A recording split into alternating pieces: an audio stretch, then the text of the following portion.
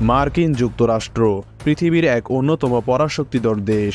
দেশটি তাদের শক্তিশালী অর্থনীতি, প্রযুক্তি এবং সামরিক খাতের জন্য পুরো বিশ্বে সমাদৃত।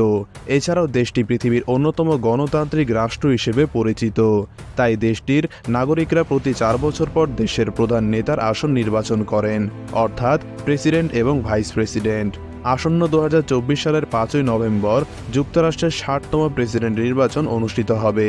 ইতিমধ্যে নির্বাচনকে ঘিরে নানান প্রস্তুতি গ্রহণ করা হচ্ছে।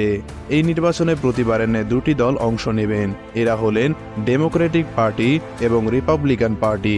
ডেমোক্রেটিক পার্টির প্রতিনিধি হিসেবে রয়েছেন বর্তমান মার্কিন প্রেসিডেন্ট জো বাইডেন। অন্যদিকে রিপাবলিকান পার্টির নেতৃত্বে রয়েছেন সাবেক মার্কিন প্রেসিডেন্ট ডোনাল্ড ট্রাম্প। কিন্তু জো বাইডেন তার স্বাস্থ্যগত কারণ দেখিয়ে উক্ত নির্বাচন থেকে সরে দাঁড়িয়েছেন। এর পরিবর্তে তার স্থলাভিষিক্ত করেছেন ডেমোক্রেটিক